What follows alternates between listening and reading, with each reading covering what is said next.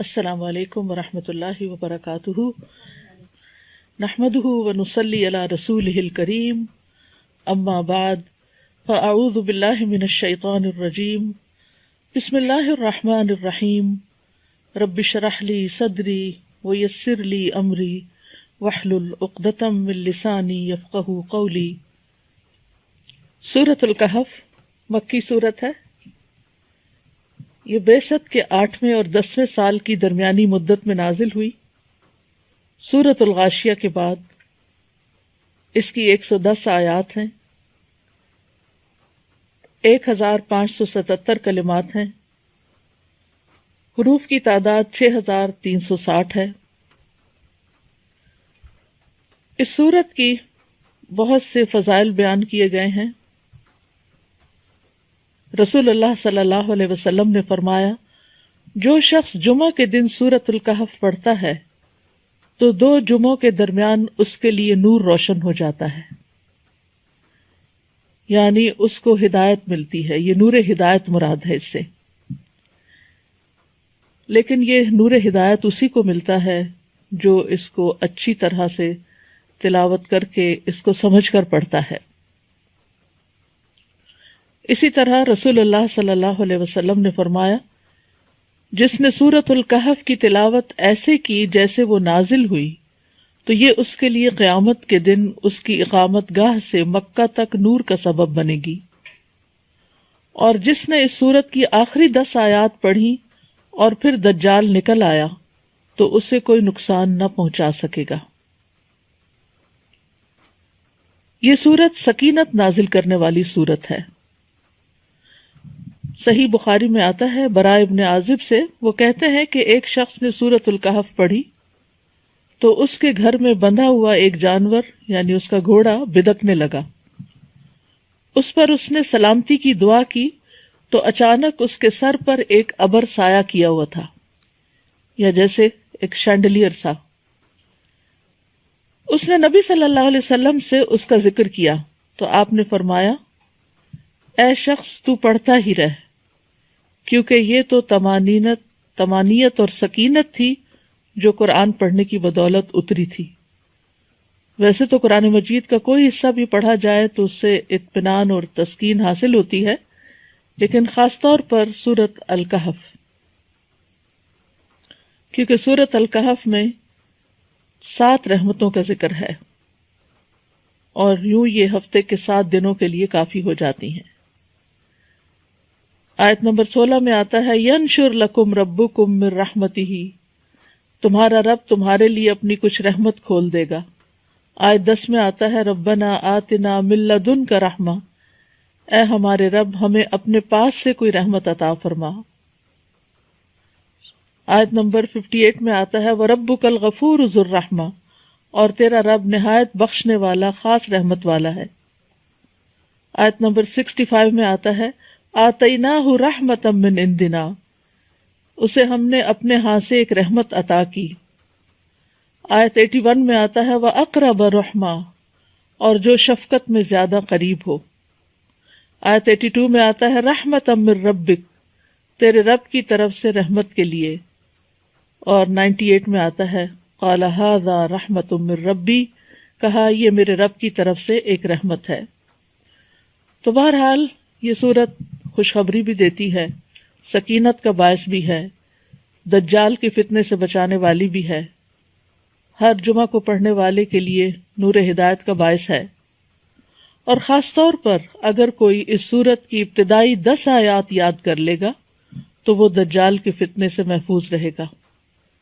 دجال کا فتنہ اس دنیا میں سب سے بڑا فتنہ ہے، اور اللہ سبحانہ تعالیٰ نے ہمیں یہ سورت ایک ایسی نعمت اور اپنی رحمت کے طور پر عطا کی ہے کہ جس کے ذریعے ہم اس فتنے سے بچ سکتے ہیں۔ سورت کا آغاز الحمدللہ سے ہوتا ہے۔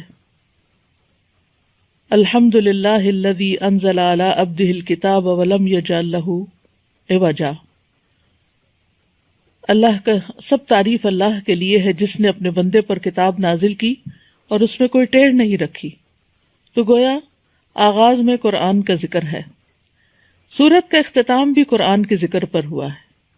قُلْ لَوْ كَانَ الْبَحْرُ مِدَادًا لِكَلِمَاتِ رَبِّي لَنَفِدَ الْبَحْرُ قَبْلَ أَن تَنفَدَ كَلِمَاتُ رَبِّي وَلَوْ جِئْنَا بِمِثْلِهِ مَدَدًا. تو چونکہ یہ سورت فتنے سے نجات کے لیے ہے، نہ صرف یہ کہ دجال کے بلکہ اور بھی جو فتنے انسان کی زندگی میں آتے ہیں، جیسے مال کا فتنہ، قدرت اور غلبے کا فتنہ، علم کا فتنہ، دین کا فتنہ، تو اس اعتبار سے یہ سورت الکہف اپنے نام کے اعتبار سے بھی سمبولک ہے کہ کہف جو ہوتا ہے یا کیو جو ہوتی ہے وہ پناہ لینے کے لیے ہوتی ہے، اور ایسی جگہ پر جہاں اور کوئی بھی چیز انسان کو پناہ نہیں دے سکتی. تو اس لیے اس سورت کے اندر بہت سی دلچسپ چیزیں ہیں. سورت کا آغاز الحمدللہ سے ہے، اور پھر اس قرآن مجید کا آغاز بھی الحمدللہ سے ہے، اور اس سورت میں الحمدللہ جو ہے وہ یعنی یہ سورت قرآن کے مڈل میں ہے، اور پھر قرآن کا دوسرا حصہ ایک طرح سے الحمدللہ سے شروع ہوتا ہے. اس کے علاوہ دیگر کچھ اور صورتیں بھی ہیں، جیسے سورت انعام ہے، سورت سبا ہے، سورت فاطر. یہ تمام صورتیں بھی الحمدللہ سے شروع ہوتی ہیں کہ سب تعریف اللہ سبحانہ تعالیٰ کے لیے ہے، اور اللہ ہی کے لیے، اللہ ہی کی ذات وہ ذات ہے کہ جو انسان کو ہر طرح کی پریشانیوں اور ہر طرح کے فتنوں سے بچا سکتی ہے، اور اس کے لیے اس نے قرآن جیسی نعمت نازل فرما کر ہمارے لیے فتنوں سے بچنے کا بندوبست فرما دیا. فتنہ کیا چیز ہوتی ہے؟ فتنہ عربی کے لفظ فتنہ سے ہے، جو آزمائش کرنے کے لیے آتا ہے، کسی چیز کا کھرا کھوٹا معلوم کرنے کے لیے، یعنی ایسی چیز کہ جس کے ذریعے خیر اور شر میں انسان کا حال پتہ چل جائے کہ انسان کے اندر خیر ہے یا شر ہے. ابن العربی کہتے ہیں کہ فتنے کے کئی معنی ہیں، جیسے آزمانا، مشقت، مال، اولاد، کفر، آپس کا اختلاف، اور آگ سے جلانے کے لیے بھی فتنے کا لفظ استعمال ہوتا ہے. اور یہ بھی کہا گیا ہے کہ فتنے سے مراد ظلم ہے. فتنہ کبھی اللہ سبحانہ تعالیٰ کی طرف سے آتا ہے بندے کو جانچنے کے لیے، جیسے کوئی تکلیف آ جاتی ہے، مصیبت، کوئی بیماری، کوئی قتل و غارت، کوئی عذاب یا دیگر ناپسندیدہ چیزیں، اور اگر اللہ کی طرف سے ہوں تو یہ کسی حکمت کی وجہ سے ہوتی ہیں تاکہ بندے کو چھانٹ لیا جائے. اور کبھی انسان کے اپنے طرف سے بھی ہوتا ہے، انسان کے نفس کی طرف سے بھی ہوتا ہے. بہرحال دنیا کی زندگی فتنوں اور آزمائشوں کا گھر ہے، اور دنیا میں جو وقت آخرت کے قریب آ رہا ہے تو زیادہ سے زیادہ فتنے ہی آتے چلے جا رہے ہیں. معاویہ رضی اللہ عنہ کہتے ہیں کہ میں نے نبی صلی اللہ علیہ وسلم سے سنا، آپ فرما رہے تھے دنیا میں صرف آزمائش اور فتنہ ہی باقی رہ گیا ہے، یعنی ایک فتنے کے بعد ایک اور فتنہ. تو چونکہ دنیا کی زندگی اوور آل ہی ایک امتحان ہے، تو اس میں جب سخت امتحان آ جاتے ہیں تو انسان کے لیے بہت ضروری ہوتا ہے کہ وہ کسی کہف کی طرف، کسی کیو کی طرف پناہ لے اور اپنے آپ کو ان فتنوں سے بچائے تاکہ اس کی آخرت محفوظ رہے. ابو سعید کہتے ہیں رسول اللہ صلی اللہ علیہ وسلم نے فرمایا، وہ زمانہ قریب ہے جب مسلمان کا بہترین مال بکریاں ہوں گی، جن کو لے کر وہ پہاڑوں کی چوٹیوں اور بارش کے مقامات کی طرف نکل جائے گا اور فتنوں سے راہ فرار اختیار کر کے اپنے دین کو بچا لے گا. تو فتنے کے زمانے میں خاص طور پر اللہ تعالیٰ کے احکامات پر عمل کرنا اور اس پر استقامت اختیار کرنا بہت ضروری ہوتا ہے تاکہ انسان اپنی آخرت بچا سکے. فتنے کے دور میں دین پر عمل کرنے والے کے لیے اجر بھی بہت زیادہ ہے. آپ نے فرمایا، بلا شبہ تمہارے بعد صبر کے دن آنے والے ہیں، ان میں صبر کرنا ایسے ہوگا جیسے آگ کا انگارہ پکڑنا. ان لوگوں میں دین کے تقاضوں پہ عمل کرنے والے کو اس جیسے 50 عمل کرنے والوں کے برابر ثواب ملے گا. یعنی فتنے کے دور میں اگر کوئی شخص اپنے دین کو تھام کے رکھتا ہے تو اس کے لیے اجر بھی بہت بڑا ہے. آپ نے یہ بھی فرمایا کہ فتنے کے دور میں عبادت کرنا میری طرف ہجرت کرنے کی طرح ہے، اور ایسے میں انسان اپنے دین کی حفاظت کرے، اور اس کے لیے اگر کوئی ایک جگہ چھوڑنی پڑے یا کوئی اپنے اندر تبدیلی لانی پڑے تو وہ لانا ضروری ہے. اور فتنوں سے پناہ بھی مانگنی چاہیے. نبی صلی اللہ علیہ وسلم نے فرمایا اعوذ باللہ من الفتن، میں فتنوں سے اللہ کی پناہ لیتا ہوں. اور ایک اور جگہ پر آتا ہے کہ اعوذ باللہ من سوء الفتن، میں فتنے کی برائی سے اللہ کی پناہ لیتا ہوں. ایک اور دعا ہے اللہم انا نعوذ بک ان نرجع علی اعقابنا او نفتن عن دیننا، اے اللہ ہم اس سے تیری پناہ لیتے ہیں کہ ہم الٹے پاؤں لوٹ جائیں یا اپنے دین کے بارے میں کسی فتنے میں مبتلا ہو جائیں. اسی طرح ایک اور دعا بھی ہے اللہم انی اسألک عملا بالحسنات وترکا للمنکرات واذا اردت فی قوم فتنة وانا فیہم فاقبضنی الیک غیر مفتون. اے اللہ بے شک میں تجھ سے نیکیاں کرنے اور برائیوں کو ترک کر دینے کا سوال کرتا ہوں، اور جب تو لوگوں کو فتنے میں مبتلا کرنا چاہے اور میں وہاں موجود ہوں تو مجھے فتنے سے بچا کر اپنے پاس بلا لینا.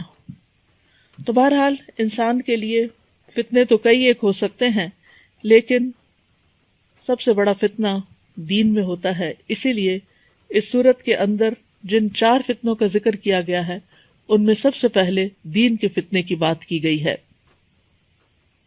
بہرحال اللہ تعالیٰ سے دعا ہے کہ وہ ہمیں اس سورت کو صحیح طور پر سمجھنے کی توفیق دے، اور آج کل کے حالات میں جو سب لوگ پریشانی کا شکار ہیں ان میں ان کے لیے ایک امید کا پیغام ہو. تو سب سے پہلے بسم اللہ الرحمن الرحیم. ہر سورت کے آغاز میں بسم اللہ ہوتی ہے، اور بسم اللہ جو ہے سوائے سورت التوبہ کے، لیکن سورت النمل میں بسم اللہ الرحمن الرحیم کی آیت آتی ہے، جس سے یہ پتہ چلتا ہے کہ قرآن مجید میں 114 بار بسم اللہ کا ذکر ہے. تو اس آیت کی اہمیت کے پیش نظر ہم تھوڑی سی بات اس کے اوپر کریں گے کہ قرآن مجید کے شروع میں یا تلاوت کے شروع میں بسم اللہ پڑھنا کیوں ضروری ہے. بسم اللہ کیا ہے؟ اللہ کے نام کے ساتھ جو بہت مہربان، بار بار رحم فرمانے والا ہے. یعنی میں اس سورت کا آغاز اللہ کے نام کے ساتھ کرتی ہوں، اور اللہ کا نام جو ہے وہ بہت بابرکت ہے. تبارک اسم، جیسے سورت الرحمن میں آتا ہے تبارک اسم ربک ذی الجلال والاکرام، بہت بابرکت ہے تیرے رب کا نام جو جلال و اکرام والا ہے. تبارک اسم ربک ذی الجلال والاکرام. تو بہرحال جب ہم اللہ کے نام سے کوئی چیز شروع کرتے ہیں تو پھر برکت بھی آتی ہے، اللہ کی مدد آتی ہے، اللہ تعالیٰ کی طرف سے رحمت آتی ہے، اور وہ کام ہمارے لیے آسان ہو جاتا ہے.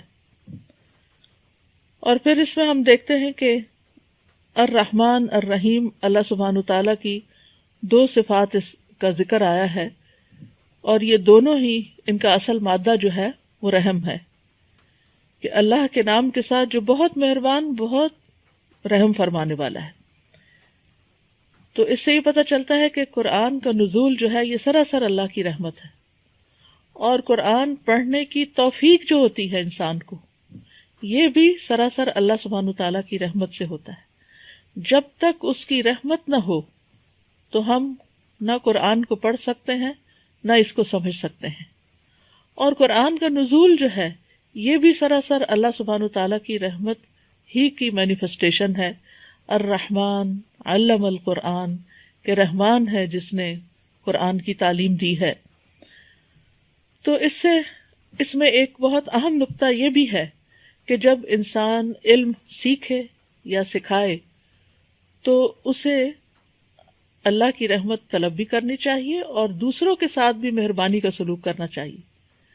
یعنی اپنے اعتبار سے یہ کہ یہ میرے اندر کوئی تکبر نہ ہو، کیونکہ یہ جو کچھ مجھے نعمت ملی ہے قرآن سیکھنے کی یا سکھانے کی، یہ دراصل اللہ کی رحمت کی وجہ سے ہوا ہے، اس میں میرا کوئی کمال نہیں. اور دوسرا یہ ہے کہ جس کو آپ سکھا رہے ہو اس کے لیے بھی آپ کے دل میں ایک شفقت اور محبت ہونی چاہیے. نبی صلی اللہ علیہ وسلم کے ساتھ لوگوں نے جیسا بھی سلوک کیا، مکہ کے مشرکین ہوں یا مدینہ کے منافقین ہوں، لیکن آپ نے ہمیشہ صبر اور حوصلے سے کام لیا اور اپنا کام کرتے چلے گئے اور لوگوں کے ساتھ واقعی رحمت للعالمین بن کر ان کے ساتھ بہترین سلوک کیا، تو ہم میں سے جو بھی شخص قرآن کے ساتھ متعلق ہو اسے چاہیے کہ وہ لوگوں کے ساتھ رحمت کا سلوک کرے، مہربانی کا سلوک کرے۔ امام شافعی کے ایک شاگرد تھے مزنی، تو وہ اپنے ساتھ بہت سخت تھے، جہاں تک سیلف ڈسپلن کا تعلق تھا تو بہت ہی، یعنی تمام ان کے شاگردوں میں سے بہت سیلف ڈسپلن کے مالک اور اپنے اوپر سختی کرنے والے ہر معاملے میں۔ لیکن جب وہ لوگوں کے ساتھ معاملہ کرتے تھے، اپنے طالب علموں کے ساتھ، اپنے شاگردوں کے ساتھ، تو ان کے ساتھ بہت شفقت کا سلوک کرتے تھے، اور خاص طور پر فتویٰ دینے میں بہت لوگوں کے لیے ایز تلاش کرتے تھے، مشکل نہیں پیدا کرتے تھے۔ اور نبی صلی اللہ علیہ وسلم کی تعلیم بھی یہی ہے کہ یسروا ولا تعسروا، آسانی پیدا کرو اور مشکل پیدا نہ کرو۔ تو لوگوں کو جب دین سکھایا جائے تو ان کے لیے آسانیاں پیدا کی جائیں۔ تو بسم اللہ الرحمن الرحیم، اللہ کے نام کے ساتھ ہم آغاز کر رہے ہیں، اس امید کے ساتھ کہ اللہ سبحانہ وتعالی ہم پر اپنی رحمت فرمائے گا اور اپنی مہربانیاں ہم پر عام کرے گا، دنیا میں بھی اور آخرت میں بھی۔ پھر فرمایا، پہلی آیت ہے، الحمد للہ الذی انزل علی عبدہ الکتاب ولم یجعل لہ عوجا، سب تعریف اللہ کے لیے ہے جس نے اپنے بندے پر کتاب نازل کی اور اس میں کوئی کجی نہیں رکھی، کوئی ٹیڑھا پن نہیں رکھا۔ تو سورت کا آغاز الحمدللہ سے ہوتا ہے، اور الحمدللہ کا لفظ جو ہے حمد کا مطلب ہے محبت اور تعظیم کے ساتھ جس کی تعریف کی جا رہی ہے اس کا مکمل وصف بیان کرنا، یعنی ایسی تعریف جس میں محبت ہو اور تعظیم ہو، کیونکہ تعریف کے لیے مدح کا لفظ بھی آتا ہے، اور ضروری نہیں ہوتا کہ مدح کے اندر واقعی کسی کے لیے محبت بھی ہو اور تعظیم بھی ہو۔ بعض اوقات وہ صرف چاپلوسی ہوتی ہے یا صرف خوش آمد ہوتی ہے تاکہ اس سے کوئی بینیفٹس حاصل کیے جا سکیں، لیکن حمد کے اندر واقعی حقیقی محبت ہوتی ہے، اور محبت کی بنا پہ تعریف کی جاتی ہے، اور پھر اس میں تعظیم اور احترام کا پہلو بھی ہوتا ہے۔ یعنی بعض اوقات لوگ محبت کی بنا پہ گستاخی بھی کر جاتے ہیں، لیکن اللہ سبحانہ تعالیٰ کے لیے جب انسان حمد کرتا ہے، تعریف کرتا ہے، تو اس میں تعظیم کا پہلو زیادہ ہوتا ہے۔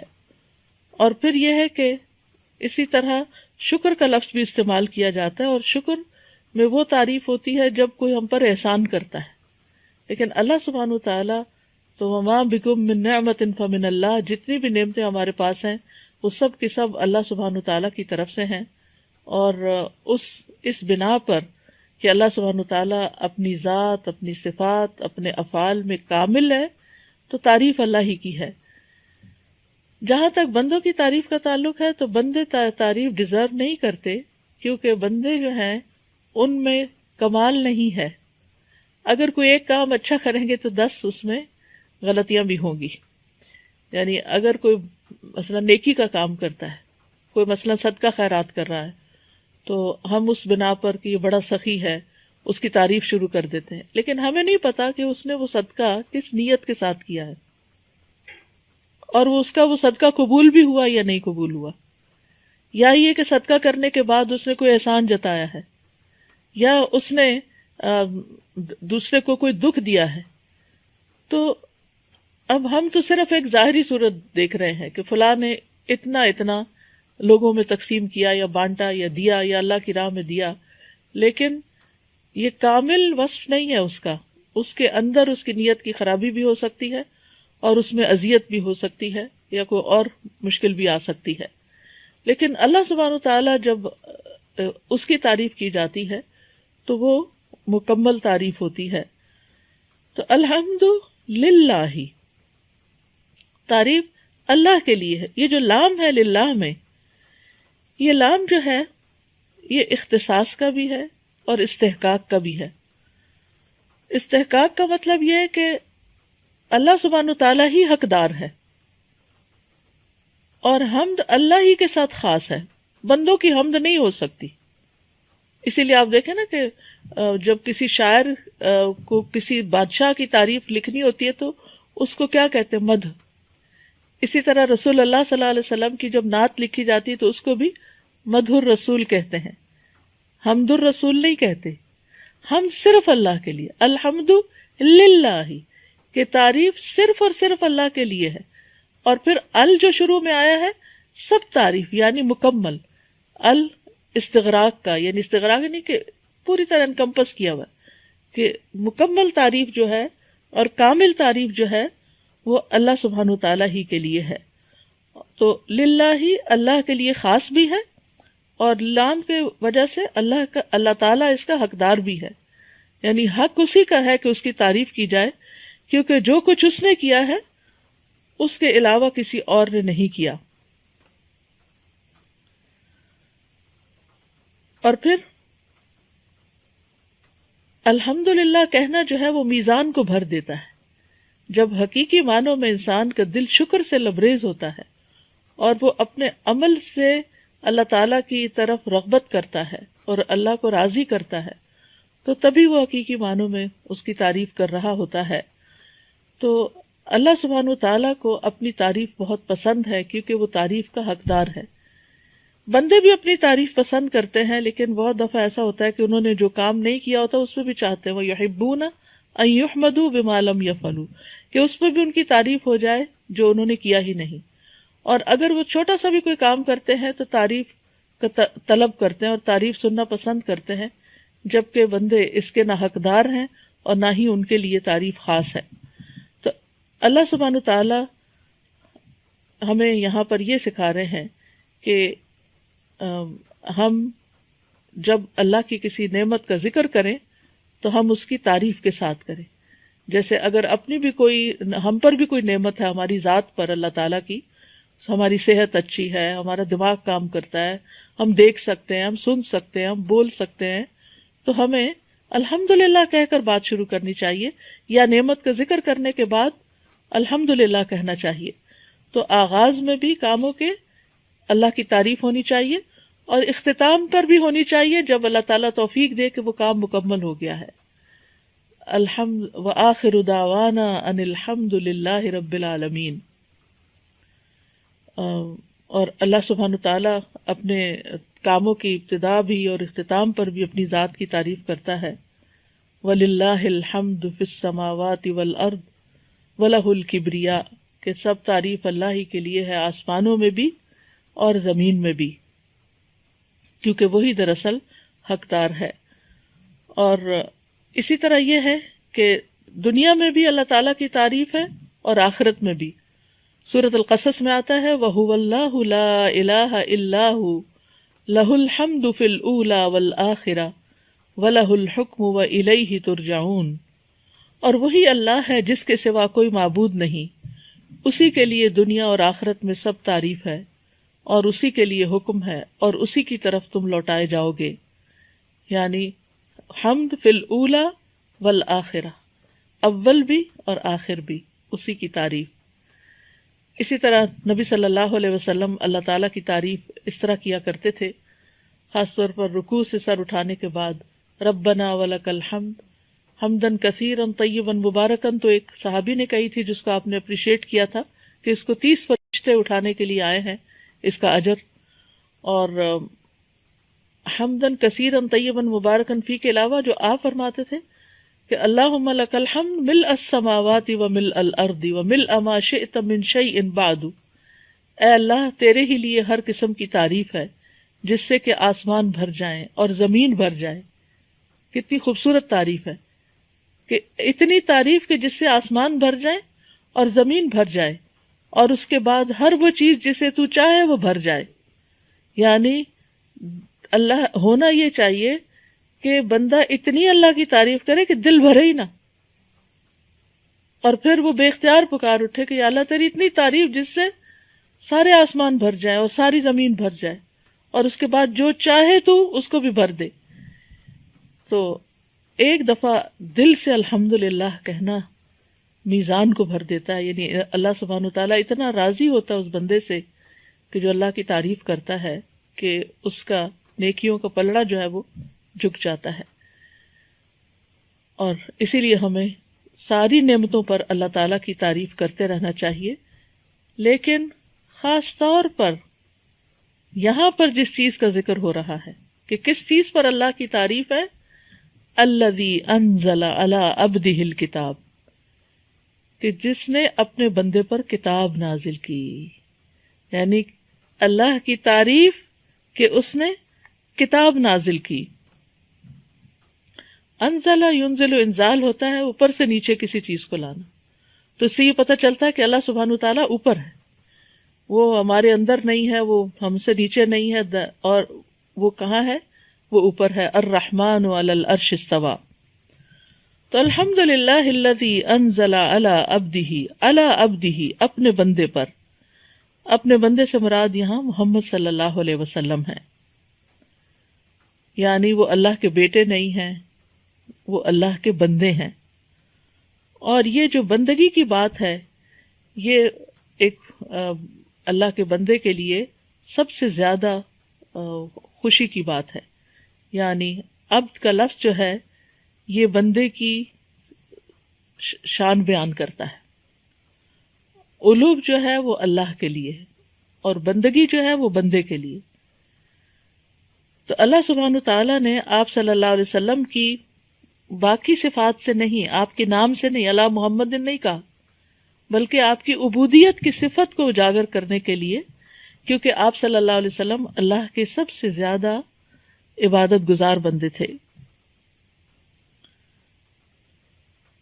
تو قرآن سے بھی فائدہ وہی اٹھاتا ہے جو عبودیت کا حق ادا کرے، جو اللہ کا بندہ بن کر رہے.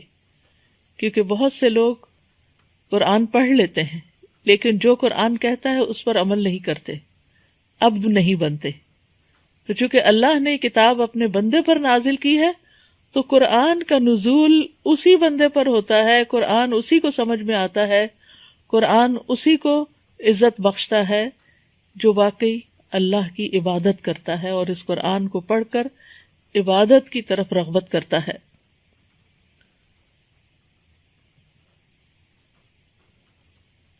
تو یہاں اس شبہ کا بھی ازالہ کر دیا گیا کہ اللہ نے بندے پر کتاب نازل کی ہے، جبریل علیہ السلام نے نہیں اس کو بنایا، یا انہوں نے نہیں گھڑا، یا نبی صلی اللہ علیہ وسلم نے خود سے اس کو نہیں گھڑا، بلکہ اللہ سبحانہ تعالیٰ کی طرف سے یہ کتاب آئی ہے.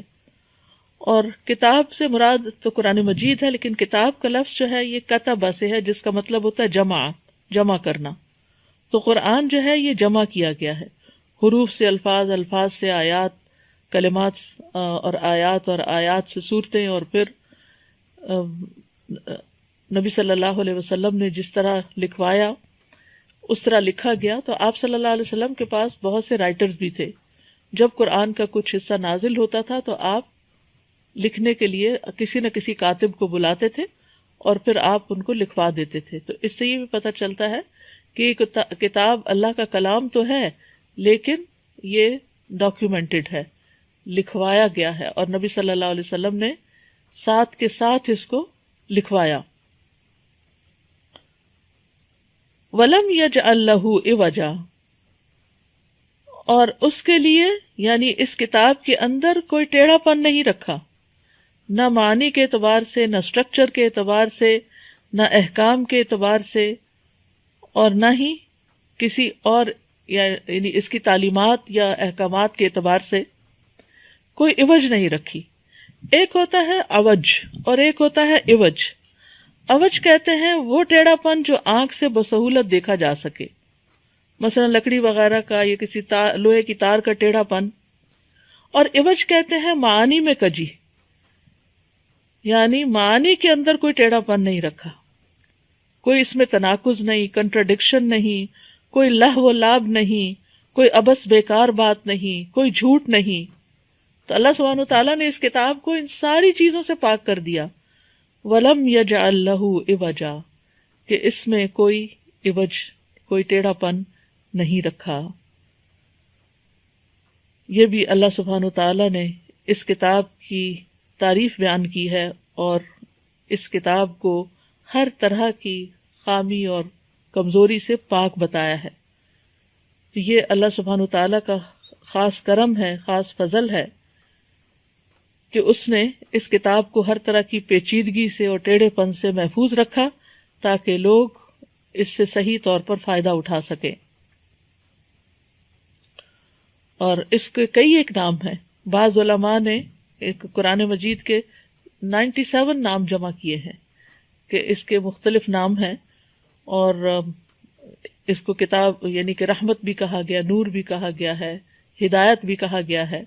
اسی طرح کتاب عزیز کہا گیا، کتاب کریم کہا گیا ہے، کتاب یعنی کہ مختلف نام ہیں جو قرآن پاک کے اندر آتے ہیں.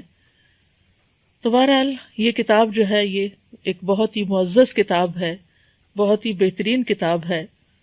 تو کتاب کے ساتھ ہمیں کیا معاملہ کرنا چاہیے؟ وہی جو نبی صلی اللہ علیہ وسلم نے کیا، اور وہ کیا تھا کہ آپ نے اس کو پڑھا بھی، اس کو لکھوایا بھی، اس کو یاد بھی کیا، اس کو سنایا بھی، اس پہ غور و فکر بھی کیا، اس کے معنی بھی بیان کیے. انزلنا الیک الذکر لتبین للناس ما نزل الیہم، اور اس پر عمل کیا، عبودیت اختیار کی.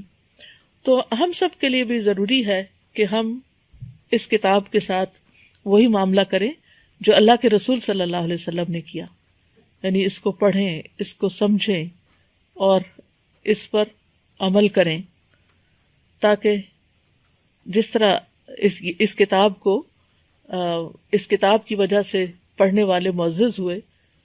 تو کیونکہ یہ کتاب عزیز ہے، یہ کتاب عزت بخشنے والی کتاب ہے، یہ غالب آنے والی کتاب ہے. تو اگر آپ اس کو پڑھیں گے نہیں، اگر آپ اس کو سنیں گے نہیں، اگر آپ اس کو سنجیدگی سے نہیں لیں گے، تو آپ کو بھی یہ کتاب عزت نہیں دے گی. مثلاً آپ دیکھیں کہ اگر آپ کسی سے کوئی بات کر رہے ہیں، کسی کو کچھ سمجھا رہے ہیں، اس کو کوئی نصیحت کر رہے ہیں، اس کے ساتھ کوئی یعنی ہمدردی کر رہے ہیں، اور وہ بندہ سن کے ہی نہیں دیتا، تو آپ کیا کریں گے؟ آپ اس کو چھوڑ دیں گے، آپ کے دل میں اس شخص کی کوئی قدر نہیں ہوگی. تو اللہ نے یہ کلام بھیجا ہے، اور اگر ہم اس کے لیے وقت نہیں نکالتے، اس پر محنت نہیں کرتے، اس کو نہیں پڑھتے، تو پھر یہ کیسے ہو سکتا ہے کہ اس کتاب کی وجہ سے پھر مسلمانوں کو عزت ملے؟ جیسے علامہ اقبال نے بھی کہا تھا، وہ معزز تھے زمانے میں مسلمان ہو کر، اور تم خوار ہوئے تارک قرآن ہو کر. تو جو کتاب اتنی شان والی ہے کہ جس پر اللہ سبحانہ تعالیٰ کی یہاں تعریف کی جا رہی ہے کہ اس نے اپنے بندے پر یہ کتاب نازل کی ہے اور اس میں کوئی ٹیڑھا پن نہیں رکھا، تو پھر ہمارا اس کے ساتھ کیا معاملہ ہونا چاہیے؟ اور پھر یہ کہ قیمن درست کرنے والی ہے، یعنی پہلے فرمایا کہ اس میں کوئی ٹیڑھ نہیں ہے، سچی اور عدل والی کتاب ہے، ہر طرح کے عیب سے پاک ہے. اور پھر دوسرا یہ کہ قیمن درست بھی ہے. قیم کے 3 معنی ہیں. ایک یہ کہ سیدھی ہے، درست، میانہ روی پر مبنی ہے، یہ ابن عباس کا قول ہے. دوسری یہ کہ یہ اللہ تعالیٰ کی تمام کتابوں پر نگران ہے اور ان کی تصدیق کرتی ہے، یعنی پچھلی کتابوں کو سچا مانتی ہے اور ان کو درست بھی کرتی. اور پھر یہ کہ ایک یہ معنی بھی کیا گیا کہ اس پر بھروسہ کیا جاتا ہے، اس کی طرف رجوع کیا جاتا ہے. اصل میں قیم کا لفظ جو ہے اس کا ایک معنی ہوتا ہے درست کرنے والا، یعنی نہ صرف یہ کہ خود کو درست کرنے والا بلکہ دوسروں کو بھی درست کرنے والا. قیم کا لفظ جو ہے یہ انچارج کے معنوں میں استعمال ہوتا ہے کہ جو بندوں کے معاملات اور احوال کی اصلاح کرتا ہے، ان کو اپنی جگہ پر فکس کرتا ہے، درست کرتا ہے. یعنی وہ شخص جو تمہاری زندگی کو فکس کرے، ڈسپلن کرے، وہ قیم کہلاتا ہے. اسی سے لفظ قوام ہے جو قرآن مجید میں مردوں کے لیے آیا ہے کہ الرجال قوامون علی النساء. تو یہ کتاب جو ہے بندے کی سوچ کو درست کر دیتی ہے، بندے کے اندر اعتدال پیدا کرتی ہے، کیونکہ دوسرا معنی اس کا ایک اور کیا ہے کہ یہ معتدل ہے. اور نہ صرف یہ کہ یہ کتاب پڑھنے والے خود کو درست کرتے ہیں بلکہ دوسروں کی اصلاح کا کام بھی کرتے ہیں اس کتاب کے ذریعے، قیماً. اور پھر یہ کہ ظاہر و باطن میں یہ قیم ہے. قرآن مجید میں آتا ہے ان ھذا القرآن یہدی للتی ہی اقوم، یہ قرآن اس راستے کی ہدایت دیتا ہے جو سب سے زیادہ درست ہے. رسول من اللہ یتلو صحفا مطہرہ فیہا کتب قیمہ، ایسی کتابیں جو درست کرنے والی ہیں. پھر اسی طرح پچھلی کتابوں کی تصدیق کرنے والی و مہیمنا علی، ان پر نگران بھی ہے.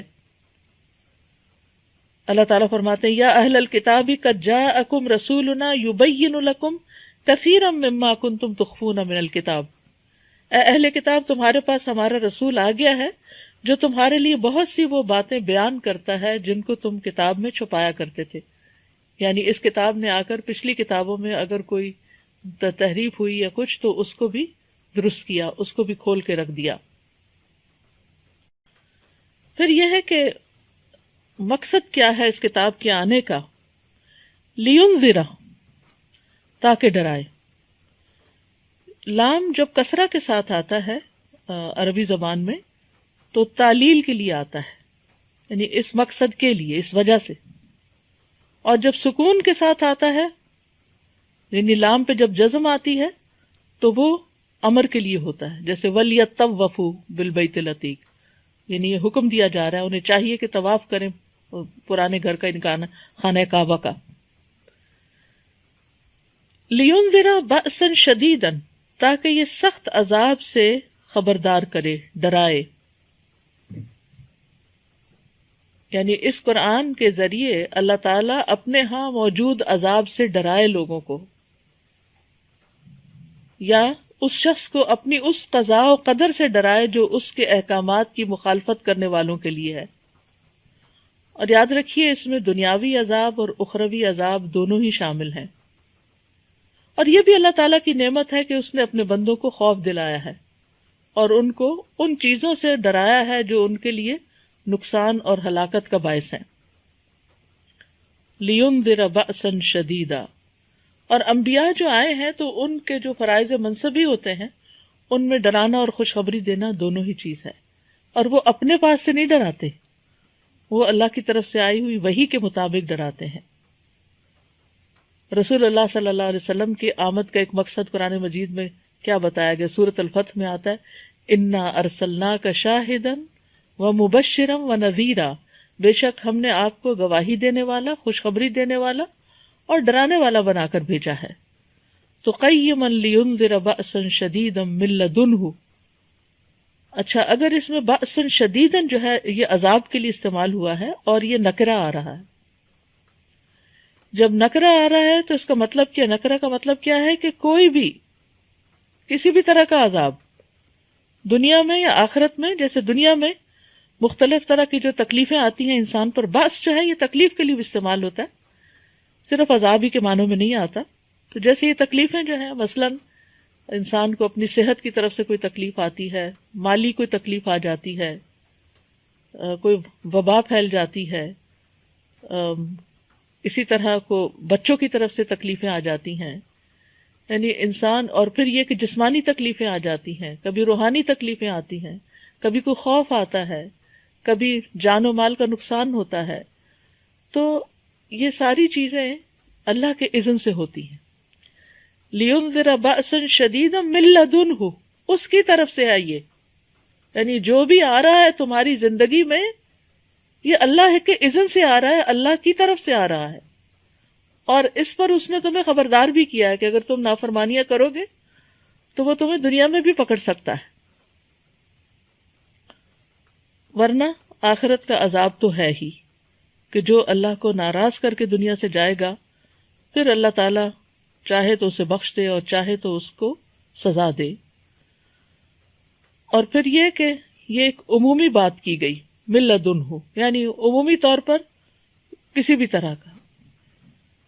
وَيُبَشِّرَ الْمُؤْمِنِينَ، اور خوشخبری دیتا ہے مومنوں کو، الَّذِينَ يَعْمَلُونَ الصَّالِحَاتِ، وہ جو نیک عمل کرتے ہیں. کس بات کی خوشخبری؟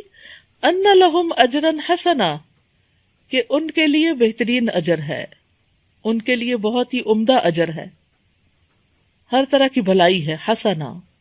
اگر ان کو دنیا میں کوئی تکلیف بھی آتی، کیونکہ جب کوئی تکلیف آتی ہے، کوئی بیماری آتی ہے، کوئی مالی تنگی آتی ہے یا جانوں کا نقصان ہوتا ہے، تو مومن کے حق میں اگرچہ تکلیف ہوتی ہے لیکن اس کے حق میں پھر بھی خیر ہوتی ہے اس میں، اور غیر مومن کے حق میں وہ عذاب ہوتی ہے، کیونکہ وہ اس کا مقصد نہیں سمجھ رہا ہوتا، وہ اس کی بنا پہ اللہ سے ناراض ہو جاتا ہے۔ تو یہاں پر خوش کر دینے والی ہے، کس کو؟ مومنوں کو۔ مومنوں کو کون ہے مومن؟ جو دل سے بھی ایمان لائے، زبان سے بھی اقرار کرے اور عمل سے اس کی تصدیق کرے۔ اصل میں ایمان کا لفظ جو ہے یہ تصدیق جازم کے لیے ہے، ایبسولوٹ بلیف، یعنی پوری طرح پکی طرح کسی چیز کی تصدیق کرنا۔ اور کون سی چیزیں ہیں ان میں؟ اللہ کے بارے، اللہ پر ایمان لانے والے، ملائکہ پر، کتب پر، رسل پر، یوم آخرت پر، تقدیر پر، اچھی اور بری اس کی۔ الذین یعملون الصالحات، لیکن یہ خوشخبری کس کے لیے؟ خوش کرنے والی خبر کس کے لیے ہے؟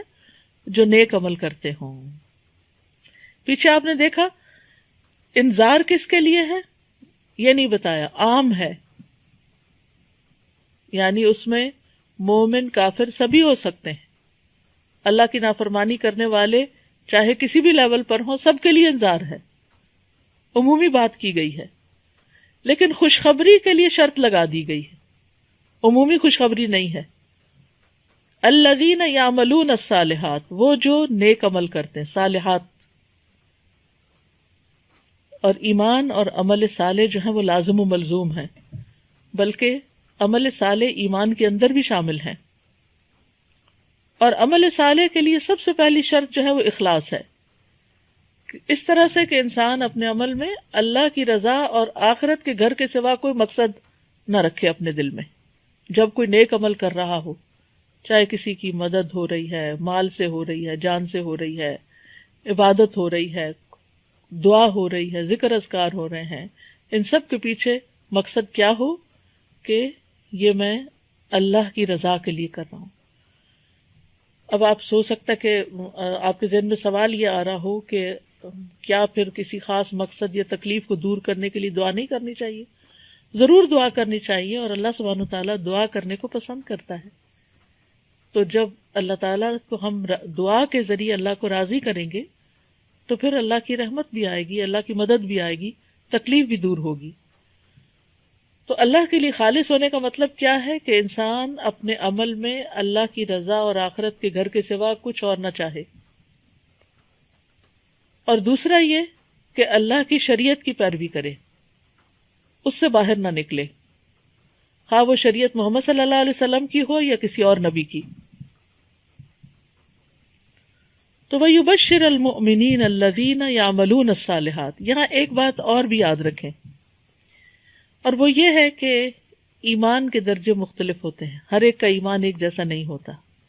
کوئی ایمان کے ابتدائی درجے پر ہوتا ہے اور کوئی ایمان کے بہت اونچے درجے پر، جیسے ابو بکر رضی اللہ عنہ۔